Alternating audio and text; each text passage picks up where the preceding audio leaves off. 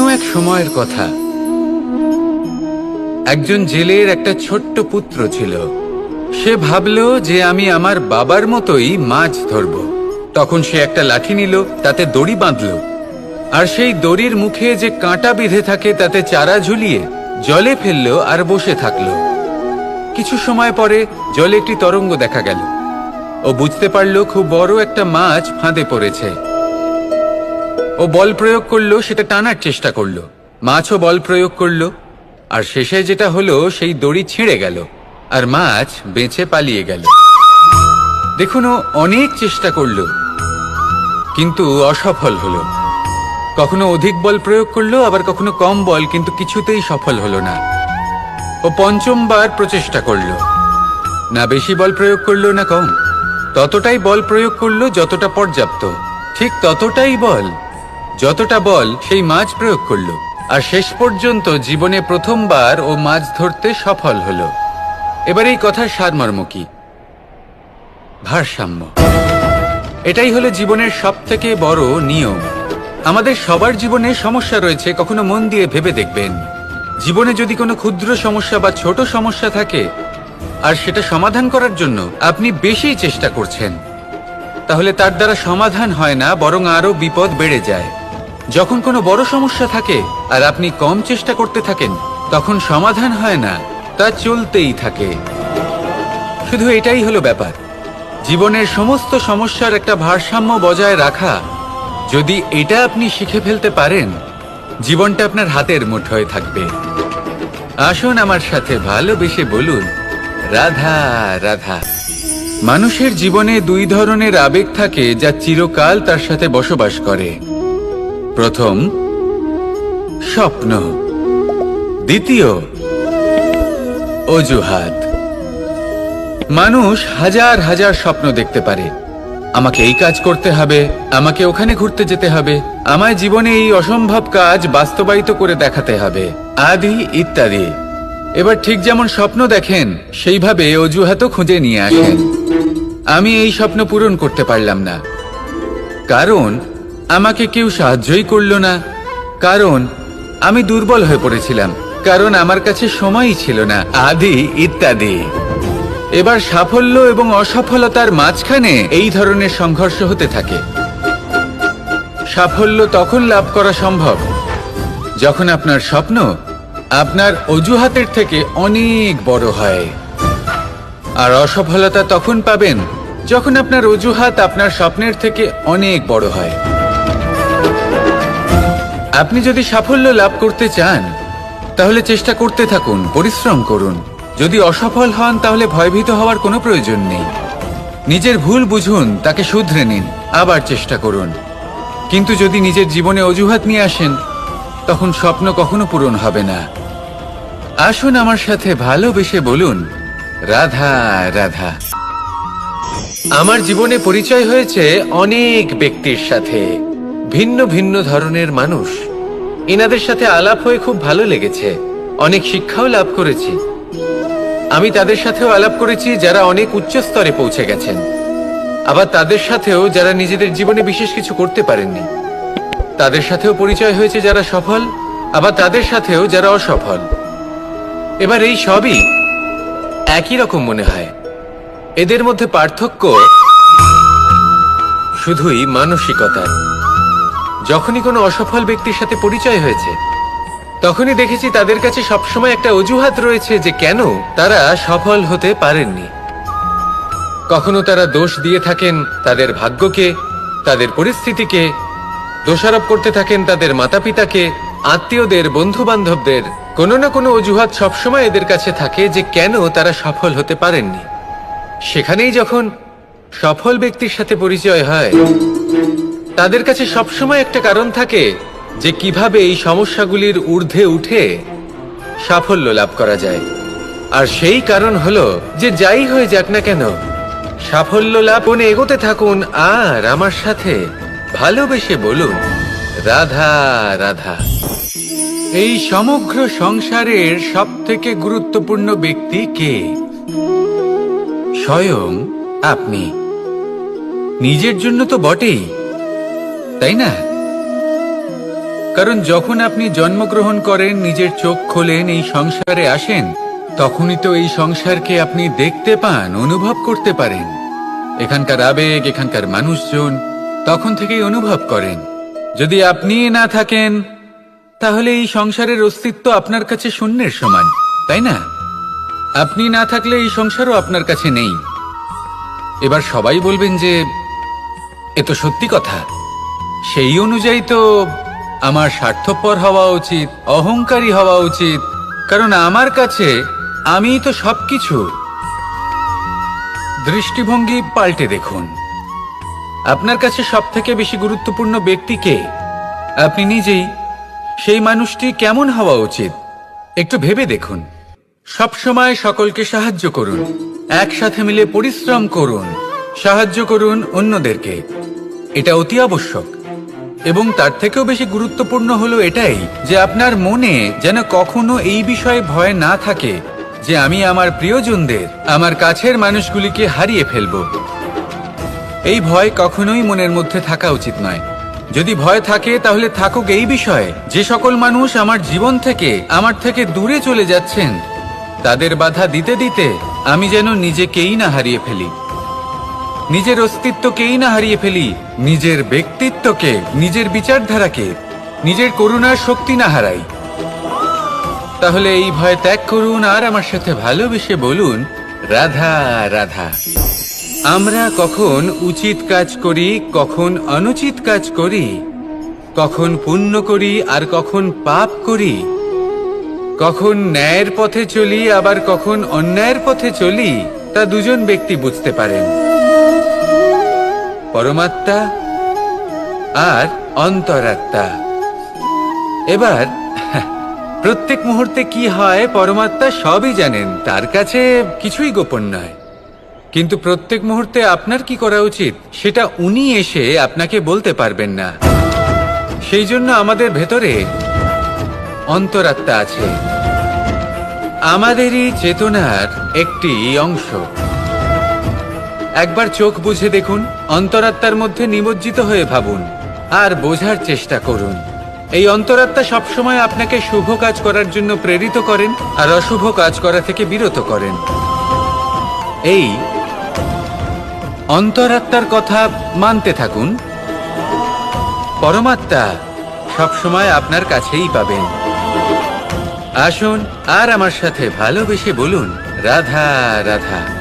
এমন কিছু রয়েছে মানুষের মনে, তাদের জীবনে এমন এক আবেগ যা সর্বজন বিদিত, যা সবাই জানেন যে উপস্থিত আছে। সেটাকে আমরা সমস্যা বলে থাকি। এমনিতে আমরা সকলেই জানি যে এমন কোনো গৃহ নেই যেখানে মৃত্যুর ছায়া পড়েনি, এমন কোনো বৃক্ষ নেই যার দ্বারা ওষুধ তৈরি সম্ভব নয়, এমন কোনো অন্ন নেই যা সময়ের সাথে বিষ বা অমৃতে পরিণত হতে পারে। এবার এই সমস্যাগুলি কোনো ব্যক্তির জন্য সমস্যা হতে পারে, কিন্তু নিজে থেকে এরা কোনো সমস্যাই নয়। এরা আসে আমাদের সাহায্য করতে, আমাদের কিছু শেখাতে। আপনি নিজেই দেখুন, পর্বতের শিখর থেকে কোনো এক পাখি পড়ে গিয়ে নিজের প্রাণ ত্যাগ করলো। সেটা কখন সম্ভব? যখন সেই পাখি ওড়ার চেষ্টাই করে না। তখন যখন কোনো ব্যক্তি জলে পড়ে যান এবং ডুবে গিয়ে নিজের প্রাণ হারান, এর সম্ভাবনা কখন বেশি থাকে? যখন সেই ব্যক্তি সাঁতার কাটার চেষ্টাই করেন না। তখন এই সমস্যা প্রত্যেকের জীবনে থাকবেই, কিন্তু এটা মনে রাখা প্রয়োজনীয় যে কোনো সমস্যা পরিস্থিতির কারণে সমস্যা হয়ে ওঠে না। এই পরিস্থিতি যখন আমাদের সামনে আসে, আমাদের তা কঠিন মনে হয়, আমরা নতমস্তক হয়ে পড়ি, ভয়ভীত হয়ে পড়ি, তার সম্মুখীন হতে পারি না। তখন তা সমস্যার রূপ নেয়। দৃঢ় হয়ে দাঁড়িয়ে থাকুন সাহসের সাথে, এই পরিস্থিতিগুলির সম্মুখীন হন, দেখবেন সমস্যা কখন সাফল্যে পরিণত হবে আপনি জানতেই পারবেন না। আসুন আমার সাথে ভালোবেসে বলুন, রাধা রাধা। মানুষের দুটো রূপ রয়েছে, এক আমাদের এই মুখ যা শুধুই চোখে দেখা যায়, আর দ্বিতীয় আমাদের এই মন যা শুধুমাত্র অন্তরাত্মা দ্বারা দেখা যায়। এবার আমাদের এই মুখ তা ঈশ্বর সকলকেই আগে থেকেই প্রদান করেছেন, কিন্তু এই মন এই মন কেমন হবে তা আমাদের জীবনের অনুভূতি এবং আমাদের জীবনের লক্ষ্য এগুলি সুনিশ্চিত করে। অর্থাৎ নেত্র দিয়ে দেখা যায় আমাদের এই মুখ, তা শুধুই এই কারণে প্রয়োজন যাতে সংসার আমাদের দেখতে পায়, আমাদের চিনতে পারে। কিন্তু যদি এই সংসারে আপনি প্রকৃত অর্থে মান সম্মান লাভ করতে চান, তাহলে নিজের অন্তরাত্মাকে আপনাকে বিকশিত করতেই হবে। দেখুন, কথায় আছে এই যে অসুর, তা শারীরিকভাবে উপস্থিত নয়, তা মনের মধ্যে থাকে। যদি এই মন থেকে অসুরকে বের করে দেওয়া যায়, তাহলে শরীরে তা উপস্থিত থাকবেই না। তাই মনকে শুদ্ধ করুন আর আমার সাথে ভালোবেসে বলুন, রাধা রাধা। প্রয়াস, পরিশ্রম, এই শব্দগুলি শুনতে হয়তো ছোট মনে হয়, কিন্তু এর মূল্য অনেকটাই অধিক। এবার প্রয়াসও কিন্তু দুই ধরনের হয়। একটা প্রয়াস তাই যা আমরা নিজের মন থেকে, অন্তর থেকে সমগ্র শক্তি দিয়ে করার চেষ্টা করি। এবারে এই প্রয়াস প্রচেষ্টার নামান্তর। কিছু প্রয়াস এমনও হয় যেমন দ্রুতক্রীড়া খেলা। মানুষ বলেন, আজ একটু প্রয়াস করি, একটু দ্রুতক্রীড়া খেলেই দেখি, যদি বিজয়ী হই তবে ভালো ব্যাপার, যদি না হই তবে আর কখনো খেলবো না। এটাও কিন্তু প্রয়াস, কিন্তু এই প্রয়াস পরিশ্রম নয়। পাণ্ডবদের দেখুন, ওনারা যখন পরিশ্রম করেছিলেন তখন খাণ্ডবপ্রস্থকেও ইন্দ্রপ্রস্থ বানিয়েছিলেন। দ্রুতক্রীড়া খেললেন, সেই মুহূর্তেই ইন্দ্রপ্রস্থ হারিয়ে ফেললেন। পরিশ্রম করলেন, সগৌরবে রাজা হলেন। দ্রুতক্রীড়া খেললেন, তখন এক মুহূর্তে রাজা থেকে নিঃস্ব হয়ে গেলেন। সারমর্ম এটাই যে দ্রুতক্রীড়া কখনো কখনো আপনার মিত্র হতে পারে, কখনো সে আপনাকে বিজয়ী করতে পারে, কিন্তু প্রয়াস এবং পরিশ্রম যখন একসাথে মিলিত হয় তখন তা সর্বদাই আপনার সাথে থাকে। প্রয়াস করতে থাকুন, পরিশ্রম করতে থাকুন, আর আমার সাথে ভালোবেসে বলুন, রাধা রাধা। জীবনে সবসময় সেটা হয় না যা আমরা চাই, তেমন ভাবে হয় না যেমন ভাবে আমরা চাই। এবার তাতে আমরা দুঃখ পাই, নিরাশ হয়ে পড়ি, ভাগ্যকে দোষ দিই অথবা অন্য কাউকে বা নিজেকে। কিন্তু সত্যটা কি সেটা আমাদের জানতে হবে। এই সংসার নির্মিত হয়েছে পাহাড় দ্বারা এবং পাথর দ্বারা, তাই প্রত্যেক স্থানে ছোট ছোট ছোট ছোট নুড়ি পাথর তো অবশ্যই থাকবে। এগুলো এড়িয়ে যাওয়া সম্ভব নয়, আর এই কথাটা আমরা সকলে জানি। এবার এইভাবেই আমাদের জীবনে নানান রকমের সমস্যা লেগেই থাকে। এর হাত থেকে কোনোভাবেই নিস্তার পাওয়া সম্ভব নয়। একটা সমস্যা এড়াতে যান, দ্বিতীয় চলে আসবে, দ্বিতীয় সমস্যা এড়াতে যান, তৃতীয় চলে আসবে। কিন্তু সমস্যা জীবনে থাকবেই, আর আপনাকে সাহায্য করার জন্যই থাকবে কোনো না কোনো রূপে। আপনার চারপাশে পাথর আছে, এটা আপনার উপর নির্ভরশীল আপনি কি করবেন, কোন পথে অগ্রসর হবেন এবং কিভাবে অগ্রসর হবেন। এবার দেখুন, এটা তো সবসময় সম্ভব নয় যে আপনার পদতলে ফুলের চাদর থাকবে, এটা তো অসম্ভব। সেই জন্য উচিত এটাই হবে যে আপনি পাদুকা পরিধান করে জীবনে অগ্রসর হন। এর সারমর্ম এটাই, যখনই জীবনে সমস্যা আসবে দৃঢ় হয়ে সম্মুখীন হন এবং এটা বোঝার চেষ্টা করুন যে এই সমস্যা জীবনে কেন এলো, কি শিক্ষা দিয়ে গেল। আপনার মধ্যে দোষ অবশ্যই থাকবে, তাকে গুণে পরিবর্তিত করুন। এই জীবন আরো বেশি সহজ সরল হবে এবং প্রসন্ন হয়ে বলবে, রাধা রাধা। মানুষ কখনো কখনো সময়কে নিয়ন্ত্রণ করতে চেষ্টা করে, কখনো কখনো সময়ের গুরুত্ব বুঝতে পারে না। এটা ভাবে যে এই কিছু মুহূর্ত কেটে যাক, একে অতিবাহিত করি, তাহলে কি বা হবে, কয়েকটা মুহূর্ত মাত্র। কিন্তু তা নয়, আজকের একটা মুহূর্ত ভবিষ্যতের অনেক বড় পরিবর্তনের ভিত হতে পারে। আজকের একটা মুহূর্ত আপনার ভবিষ্যৎকে উজ্জ্বল করে তুলতে পারে। সেই জন্য ছোট ছোট মুহূর্তগুলিকে অদেখা করবেন না, সময়কে কাজে লাগান, পূর্ণরূপে কাজে লাগান। এবার যদি আপনি কাউকে সাহায্য করতে চান আর সেই কারণেই যদি থেমে থাকেন, তাহলে ঠিক আছে, কারণ আপনি কাউকে সাহায্য করে তার জীবনকে আরো ভালো করে তুলতে চাইছেন, আরো শ্রেষ্ঠ করতে চাইছেন। এই পুণ্য, এই কর্ম ফিরে আপনার কাছেই আসবে আর আপনার জীবনকে শুভ করে তুলবে। কিন্তু যদি আপনি আলস্যের কারণে থেমে থাকেন এবং কিছুই না করেন, সময় নষ্ট করেন, তাহলে কিন্তু একটাই ঘটনা ঘটবে, আপনার ভবিষ্যৎ বিপদগ্রস্ত হয়ে পড়বে, আর কিছুই নয়। সেই জন্য এটা বোঝা প্রয়োজন যে কখন থামতে হবে এবং কেন থামতে হবে। যদি আপনার থামার কারণ এবং সময় অনুচিত হয়ে থাকে, তাহলে আপনার ভবিষ্যৎ কখনোই উচিত হতে পারে না। সেই জন্য সময়কে সম্মান করুন আর পূর্ণ ব্যবহার করতে শিখুন। আর আমার সাথে ভালোবেসে বলুন, রাধা রাধা। অনেক মানুষ আমাকে এসে বলেন যে কানাই, তোমার কথাগুলি তো আর কি বা বলি, তোমার কথা কি থেকে কি করে ফেলতে পারে, অসম্ভবকে সম্ভব করে ফেলতে পারে। এত শক্তি তোমার কথাতেই রয়েছে, তো অন্য কিছু করার কোনো প্রয়োজনই কোথায়? এবার ওনারা এই কথাটা বুঝতে পারেন না যে জ্ঞান শুধুমাত্র শব্দের সমন্বয় মাত্র। কিন্তু এর অর্থ কি সেটা জানার জন্য অনুভব করা প্রয়োজনীয়, সেই পথে চলা প্রয়োজনীয়। এই অভিজ্ঞতাই আপনাকে অর্থ বুঝিয়ে দেবে। ঠিক যেমন তুমি কর্ম করতে থাকো, ফলের চিন্তা করো না, এটা শুধুই শব্দ।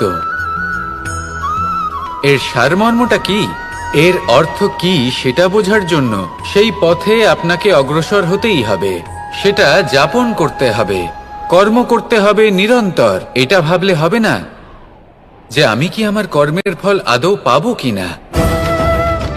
তবেই আপনি এই কথার অর্থ বুঝতে পারবেন। কখনো ভেবে দেখবেন, আমাদের বাড়িতে যারা জ্যেষ্ঠ আছেন, বড় আছেন, আমরা তাদের পুজো করি, তাদের সেবা করি, আমরা তাদের চরণ স্পর্শ করি। কেন? কারণ ওনাদের কাছে আমাদের থেকে অনেক বেশি জীবনের অভিজ্ঞতা থাকে। জীবনে শুধুমাত্র জ্ঞান শোনাটা প্রয়োজনীয় নয়, তা বুঝতে পারা প্রয়োজনীয়। তা যদি যাপন করেন তবেই অভিজ্ঞতা হবে, তবেই প্রকৃত অর্থ বুঝতে পারবেন। তাহলে জ্ঞান শুধু শুনবেন না, বুঝুন, তাকে আচরণে আনুন এবং আমার সাথে ভালোবেসে বলুন, রাধা রাধা। এই সংসারের সব থেকে কঠোর ধাতুর মধ্যে একটি হলো লোহা। লোহা দিয়ে আমরা অনেক অস্ত্র শস্ত্র লাভ করি, অনেক বস্তুও লাভ করি। এবার এই লোহাকে কাটার জন্য, একে কোনো আকার দেওয়ার জন্য কি প্রয়োগ করতে হয়? লোহা। এবার এই কথাটা আমরা সকলেই জানি যে লোহার দ্বারাই লোহাকে কাটতে হয়। এবার এই কথা আমি আপনাকে কেন বলছি, এরপরে খুব বড় একটা প্রশ্ন আসে যা খুব বড় শিক্ষা দিয়ে যায়। এটা কেন হয় যে আমরা একটা লোহা দিয়ে একটা লোহাতে আঘাত করছি, কিন্তু যে লোহা দ্বারা আঘাত করছি তার আকার বদলাচ্ছে না, যার উপর প্রহার করছি তার আকার বদলাচ্ছে? এতে পার্থক্যটা কোথায়? পার্থক্য হলো তাপমাত্রার। দেখুন, যে লোহাকে আমরা কাটতে চাই তার তাপমাত্রা বাড়াতে হয়, তাকে গরম করতে হয়। আর যে লোহা দ্বারা আমরা আঘাত করতে চলেছি সেই লোহা আমাদের ঠান্ডা রাখতে হয়। অর্থাৎ ঠান্ডা লোহা গরম লোহাকে কেটে দেয়। এবার এই শিক্ষা কি আমাদের জীবনে যথেষ্ট নয়? আমাদের জীবনে অনেক সমস্যা আসতে পারে, কিন্তু আমাদের এই বিষয়ে বিশেষ খেয়াল রাখতে হবে যে আমাদের মনকে আমরা যেন ঠান্ডা রাখি, এই মস্তিষ্ককে শান্ত রাখতে হবে। যদি আমরা ক্রোধ বা ঈর্ষার আগুনে জ্বলতে থাকি, বিদ্বেষের আগুনে জ্বলতে থাকি, তাহলে আমরাও সেই লোহার মতোই হয়ে যাব যার তাপমাত্রা অত্যন্ত বেশি। তখন যে কেউ এসে আমাদের বিচ্ছিন্ন করে চলে যাবে। মনে রাখবেন, যিনি যত বেশি স্থির বুদ্ধির অধিকারী, যিনি হলেন সব থেকে বেশি শান্ত, তিনি হলেন সব থেকে বেশি বলশালী। তাহলে শান্ত থাকুন আর আমার সাথে ভালোবেসে বলুন, রাধা রাধা। দীপাবলি আমাদের সব থেকে বড় উৎসব। শ্রীরাম রাবণকে পরাস্ত করে 14 বছরের বনবাস কাটিয়ে আবার অযোধ্যায় ফিরে এলেন অমাবস্যার রাত্রে। অযোধ্যায় সবাই খুব প্রসন্ন ছিলেন, খুবই উৎসাহিত ছিলেন। অযোধ্যায় সহস্র প্রদীপ প্রজ্বলিত করা হয়েছিল এই উৎসবে। একে আমরা দীপাবলি বলে থাকি। এবার এই বিষয়ে আমরা সকলে জানি। আপনি কি এটা জানেন যে শ্রীরাম বাস্তবে অমাবস্যার এক রাত আগেই অযোধ্যায় পৌঁছে গেছিলেন? সবার সামনে অমাবস্যার রাতে এসেছিলেন। এর কারণ কি? শ্রীরাম প্রমাণ করতে চেয়েছিলেন যে যে কোনো সময়, দিন হোক বা রাত, শুভ বা অশুভ হয় না। শুভ অশুভ কিছু থাকলে তা হলো মানুষের চিন্তা, তার ভাবনা, তার নির্বাচন আর তার কর্ম। নিজেই দেখে নিন। শ্রীরাম সাথে দীপাবলি পালন করুন, আপনাদের শুভেচ্ছা জানাই। আসুন আর আমার সাথে ভালোবেসে বলুন, রাধা রাধা। অ দিয়ে অন্ত, আ দিয়ে আরম্ভ। এই দুইয়েরই রাশি সমান। যদি আপনি মন দিয়ে দেখেন তবে দেখবেন এদের সম্পর্ক খুবই নিবিড়। কিভাবে? যখন কোনো কিছু শুরু হয় এটা নিশ্চিত হয়ে যায় যে তা সমাপ্তও হবে। আরম্ভই যদি না হয় তা সমাপ্তও হবে না। যা আরম্ভ হয়েছে তার সমাপ্তি হলো অবশ্যম্ভাবী। এটাই হলো প্রকৃতির নিয়ম, একে এড়ানো যায় না। এবার এই কথা আমরা সকলে জানি। এবার মানুষ কি ভাবে যে সমাপ্তির পরে কি হতে পারে, এর উত্তর তাদের কাছে নেই। তাদের উচিত অন্য কোনো বিষয় ভাবা যা বেশি গুরুত্বপূর্ণ। এবার মানুষ এটা জানে না যে মৃত্যুর পরে কি হতে পারে, কিন্তু এই কথা অবশ্যই জানে যে জন্ম থেকে মৃত্যু পর্যন্ত এই সময়, যাকে আমরা জীবন বলে থাকি, এই সময় আমরা কর্ম করতে পারি। এই কথা তো আমরা জানি। তাহলে এমন কি কর্ম করা যেতে পারে যা আমাদের সমাপ্তির পরও আমাদের প্রাসঙ্গিক করে রাখতে পারে, এই বিষয়ে ভাবা উচিত। যে জন্মগ্রহণ করেছে তার মৃত্যু হবেই, এটা সাধারণ বিষয়। কিন্তু ইতিহাস আজও সেই সকল মানুষজনকে স্মরণ করেন যাদের এই সংসার তাদের মৃত্যু নয়, বরং তাদের জীবনকালে যে কর্ম তারা করেছেন তার দ্বারা মনে রাখেন। সেই কর্মের কারণে এই সংসারে তাদের নাম, তাদের কর্ম, তাদের ব্যক্তিত্ব, তাদের কীর্তি অমর হয়ে থাকে এবং থাকবে। আপনার কাছে এতটা সময় নেই যতটা আপনার মনে হচ্ছে আপনার কাছে আছে।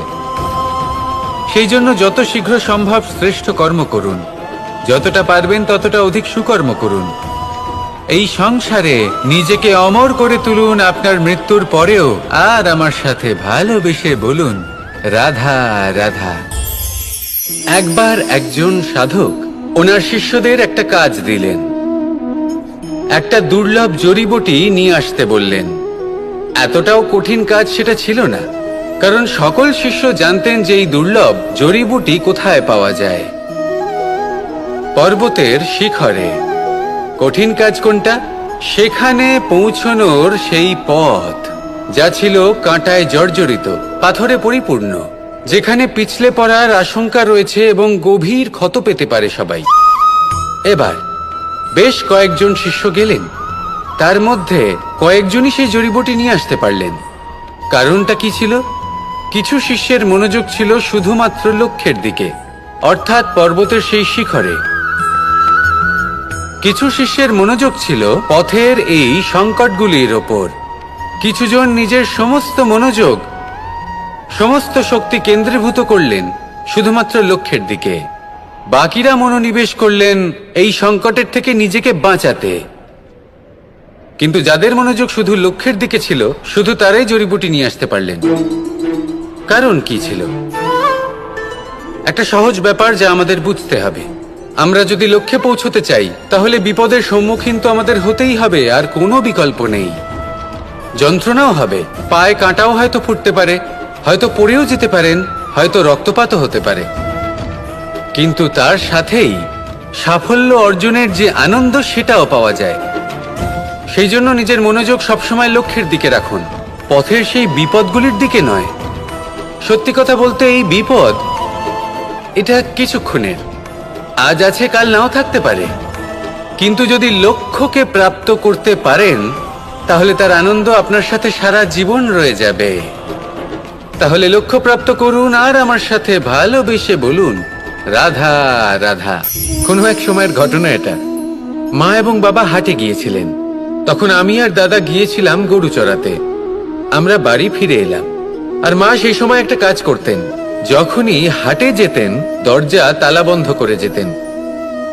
উনি খুব ভালো করে জানতেন যে যদি ওনার এই মাখন চোর সঠিক সময়ে পৌঁছে যায় তাহলে এক ফোঁটাও মাখন আর অবশিষ্ট থাকবে না। এবার ঘটনা কিছুটা এরকম হলো যে মা আর বাবা মাঝে মাঝে হাটে যেতেন, তাই মাঝে মাঝেই দরজা তালা বন্ধ করতে হতো। যখন মা আর বাবা ফিরে এলেন তখন বাবা ভুলে গিয়েছিলেন যে এই চাবির গোছা থেকে ঠিক কোন চাবিটা দরজার তালা খোলার জন্য উপযোগী। উনি চেষ্টা করতে শুরু করে দিলেন। একটার পর একটা চাবি দিয়ে উনি চেষ্টা করতে থাকলেন, কিন্তু সেই দরজার তালা তো খুলতেই চাইছিল না। ওনার মাথা থেকে ঘাম পড়তে শুরু করলো। তখন মা বললেন যে তালা ভেঙে দেওয়া যাক। মা চলে গেলেন আর বাবা বললেন না না দাঁড়াও, আর কিছু চাবি বাকি আছে, এটা হয়তো খুলতে পারবো। মা হাতুড়ি নিয়ে চলে এলেন সেই তালা ভাঙার জন্য, আর তখনই বাবা শেষ চাবিটা প্রয়োগ করলেন আর দরজার তালা খুলে গেল। যদি উনি চেষ্টা না করতেন তাহলে এই তালাটাও ভেঙে যেত আর চাবিটাও নষ্ট হয়ে যেত, ঠিক কিনা? এবার এই ঘটনাটা আমি দেখেছিলাম আর আমার মনে হলো যে কখনো কখনো এই চাবির গোছার মধ্যে থেকে শেষ চাবিটাও কিন্তু জীবনের দরজা খুলে দিতে পারে। সেজন্য আপনি যদি জীবনে সাফল্য লাভ করতে চেষ্টা করেন, নিজের লক্ষ্যে পৌঁছতে চান, তাহলে হার মানবেন না। হয়তো দেখবেন আপনার পরবর্তী প্রচেষ্টা বা এই অন্তিম প্রচেষ্টা আপনাকে সাফল্যের পথে নিয়ে গেল। তাই নিরন্তর প্রচেষ্টা করতে থাকুন, জীবনে সাফল্য লাভ করুন আর আমার সাথে ভালোবেসে বলুন রাধা রাধা। কখনো কোনো চাতককে দেখেছেন? একটা চাতক বর্ষার জন্য অপেক্ষা করে, সেই বর্ষার জলে নিজের তৃষ্ণা নিবারণ করে, নয়তো সারা বছর তৃষ্ণার্ত থেকে যায়। ও আকাশের দিকে তাকিয়ে থাকে আর অপেক্ষা করে যে কবে বর্ষা হবে আর কবে আমি আমার তৃষ্ণা নিবারণ করব। সেখানে অন্যদিকে একটি কাক বা একটা পায়রা, এরা কি করে? যেখানে জল পায় পান করে নেয়, যেখানে খাবার পায় খেয়ে নেয়, আত্মীয় স্বজন বন্ধু বান্ধব যাকেই পায় তার সাথে সময় কাটায়, খাবার খায় আর চলে যায়। এবার এদের মধ্যে মিল কোথায় আর পার্থক্য কোথায়? দুজনের কাছেই ডানা রয়েছে, দুজনেই উড়তে পারে। এই আকাশ হলো ওদের, খাবারের ডানা ওদের। পার্থক্য হলো তাদের অভিলাষার, পার্থক্য হলো তাদের আকাঙ্ক্ষার, পার্থক্য জীবন যাপনের ধরনের। এবার যত বেশি আকাঙ্ক্ষা থাকবে, যত দামি জীবন যাপন করার ইচ্ছে থাকবে, তত বেশি কষ্ট আপনাকে সহ্য করতে হবে। আবার অন্যদিকে জীবন যত সরল হবে, জীবন যাপন যত সরল হবে, সমস্যা ততটাই কম হবে। তাই সবসময় চেষ্টা করবেন আপনার মানসিকতা এবং আপনার জীবন যেন সরল হয়। ভালোবাসতে থাকুন। যদি কেউ আপনাকে ভালোবাসে, তাকেও আপনি ভালোবাসা ফিরিয়ে দিন। তাদের সাথে কথা বলুন, কিছু তাদের কথা শুনুন, কিছু নিজের কথা বলুন। দেখবেন সকল তাপ উত্তাপ দূর হয়ে গেছে। এটাই তো হলো জীবনের সারমর্ম। তাই প্রেমে থাকুন, ভালোবাসুন আর ভালোবেসে আমার সাথে বলুন রাধা রাধা। আপনি কখনো কোনো বাজকে নিজের বাসা বানাতে দেখেছেন? এই বাজ যখনই কোনো বাসা বানায় তখন উঁচু গাছের ডালে বা কোনো পর্বতের শিখরে বাসা বানায়, অনেক উচ্চতায়, আর সেখানে তার সন্তানও জন্মগ্রহণ করে। যখন এই সন্তানেরা জন্মায় তখন এই বাজ খুবই ভালোবেসে এবং খুব সাবধানে এদের পালন পোষণ করে, নিজের ঠোঁট দিয়ে তাদের ঠোঁটে খাবার পরিবেশন করে।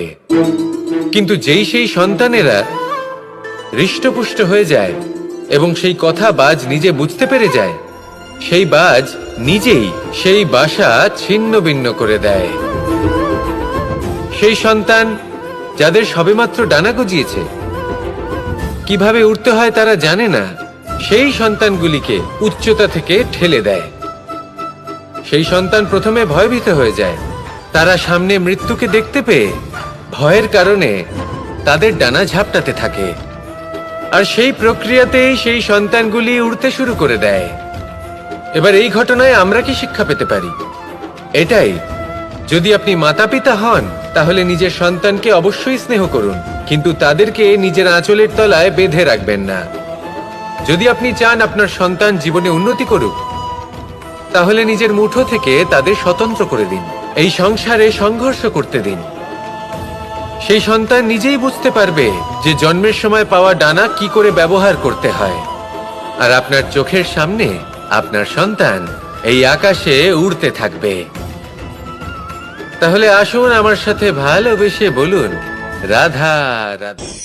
এই সংসারে সবাই বলেন আমি অর্জুনের মতো হয়ে উঠতে চাই।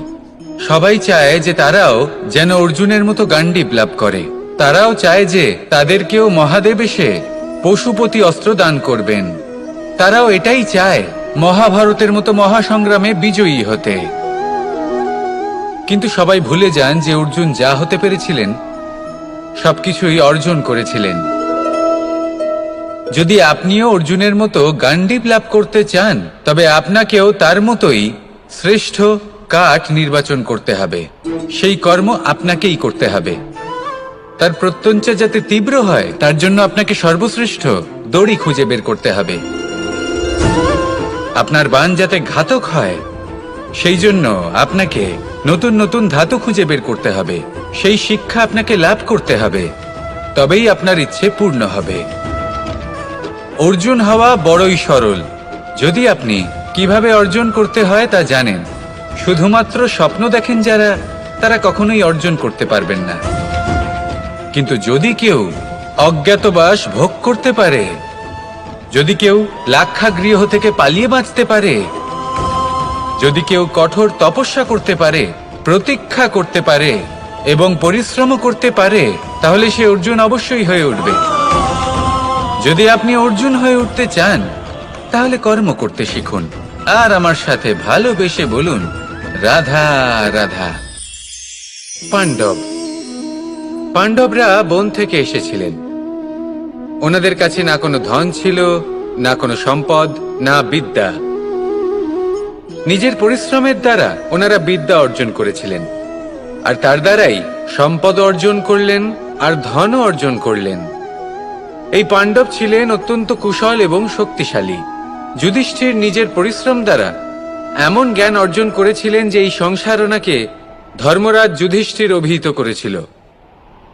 দেখতে গেলে পাণ্ডবদের কাছে সবকিছুই ছিল, কিন্তু যখন বিষয় এলো আরো ধন লাভ করার, তখন যুধিষ্ঠির, যিনি পাণ্ডবদের মধ্যে জ্যেষ্ঠ, তিনি সকল পাণ্ডবদের সাথে দ্যুতক্রীড়ায় অংশগ্রহণ করে ফেললেন। এর ফলে না শুধু ধনলক্ষ্মী, ধর্মলক্ষ্মী, বিবেক লক্ষ্মীকেও হারালেন, আর শুধু তাই নয়, নিজের গৃহলক্ষ্মী দ্রৌপদীকেও হারিয়ে ফেললেন। এর কারণ কি? ভুলে গেলেন খুব সহজ একটা কথা, এই সংসারে সম্মান এবং সাফল্য দুটোই পরিশ্রমের দ্বারা লাভ করতে হয়। কিন্তু দ্যুতক্রীড়ার এই খেলা আমাদের ভাগ্যের উপর নির্ভরশীল। এই সংসারে দুটি পথ রয়েছে। একটা পথ যেখানে কর্ম এবং পরিশ্রমের দ্বারা আপনি নিজের পথ নিজেই রচনা করতে পারবেন, আর দ্বিতীয় পথ হলো যেখানে এই ভাগ্য এক মুহূর্তে আপনাকে শিখরেও পৌঁছে দিতে পারে, আবার ধূলিসাৎ করে দিতে পারে। আপনি কোন পথ বাছবেন, সেই চয়ন আপনারই। আসুন আর আমার সাথে ভালোবেসে বলুন, রাধা রাধা। মানুষ তার জীবনে দুই ধরনের পরিস্থিতিকে খুব ভয় পায়। এক, কোনো কারণবশত কারোর সামনে নত হওয়া। দুই, কোনো কারণে নিজের চরিত্র থেকে, নিজের মূল্যবোধ থেকে বিচ্যুত হওয়া। এবার কেন হয় এরকম যে কথায় কথায় কারোর সামনে নত হতে হয়? কেন বারংবার নিজের চরিত্র থেকে চ্যুত হতে হয়? এরকম কেন হয়? এটা তখনই হয় যখন আমাদের শিক্ষা এবং মূল্যবোধের অভাব থাকে। যদি মানুষের মধ্যে প্রকৃত শিক্ষা থাকে, তাহলে এই সংসারে কোনো সময় এবং কারোর সামনেই নত হওয়ার কোনো প্রয়োজন নেই। যদি মানুষের মধ্যে মূল্যবোধ থাকে, তাহলে তাকে নিজের মূল্যবোধ বা চরিত্র থেকে বিচ্যুত হতে হয় না, তা সে যাই হয়ে যাক না কেন। কোনো বালককে যদি জন্ম থেকেই সুশিক্ষার অধিকারী করা হয়, শিক্ষিত করা হয়, মূল্যবোধের অধিকারী করা হয়, তবে সে এই সংসারে এমন কর্ম করবে যাতে সে নিজেকে, নিজের পরিবারকে, সমগ্র সমাজকে গর্বিত করতে পারে। শিক্ষা লাভ করুন, মূল্যবোধ লাভ করুন এবং আমার সাথে ভালোবেসে বলুন, রাধা রাধা। এই সংসারে কোনো বস্তু হোক বা ব্যক্তি হোক, তার একার গুরুত্ব কিন্তু খুব বেশি নয়। একটা উদাহরণ হিসেবে বৃষ্টির ফোঁটাকে ভেবে দেখুন। যদি একটি বৃষ্টির ফোঁটা হয় তাহলে তার খুব বেশি গুরুত্ব থাকে না, কিন্তু যখন সহস্র বৃষ্টির ফোঁটা মেঘের মধ্যে দিয়ে ঝরে পড়ে তখন সেটা বর্ষার রূপ ধারণ করে। সেই বর্ষা যা এই প্রকৃতিকে শান্ত করে। সেইভাবেই পাথরের ছোট টুকরো, তার খুব বেশি গুরুত্ব থাকে না, কিন্তু যখন অসংখ্য পাথরের টুকরো একত্রিত হয় তখন তা পর্বতের আকার ধারণ করে।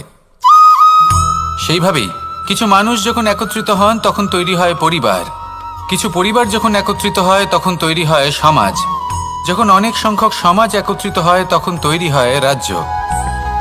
এবার এই রাজ্যের সবথেকে গুরুত্বপূর্ণ ব্যক্তি হতে পারেন রাজা, কিন্তু তাও সেই রাজা একা কিছু করতে পারেন না। যুদ্ধ লড়ার সময় তারও নিজের সৈন্যদলকে প্রয়োজন পড়ে। কিন্তু এই সংসারে এমন একজন ব্যক্তি আছেন যিনি একাই সব কাজ করতে থাকেন, এবং সেই ব্যক্তি হলেন মা। আমাদের জীবনে একজন পিতার ভূমিকা কিন্তু নিঃসন্দেহে অমূল্য, কিন্তু আমাদের সকলের জীবনে যে ভূমিকা একজন মায়ের তা অন্য কারোর থাকে না। একজন মা একাই সন্তানকে বড় করতে পারেন, সংস্কারী করে তুলতে পারেন, তার জন্য পরিশ্রম করেন। আর এত কিছু কাজ করার পরেও তার কাজের জন্য তিনি প্রশংসা অবশ্য পান না। উল্টে যদি সেই সন্তান অনুচিত পথে চালিত হয়, অনুচিত কর্ম করে, তখন সেই মাকেই অপবাদের পাত্র হয়ে উঠতে হয়। আমাদের জীবনে মায়ের যোগদান কতটা সেটা বুঝুন। আপনাকে বড় করে তোলার জন্য উনি কতটা পরিশ্রম করেছেন সেটা বুঝুন। আজ থেকে, এখন থেকে, এই মুহূর্ত থেকে মাকে সম্মান করতে শিখুন। যখন সময় পাবেন, যখন সুযোগ হবে, তখন তার প্রশংসা করুন, ওনারও ভালো লাগবে। আর মায়ের এই মমতার জন্য, তার এই ভূমিকার জন্য আসুন সবাই মিলে আমরা তাকে প্রণাম করি,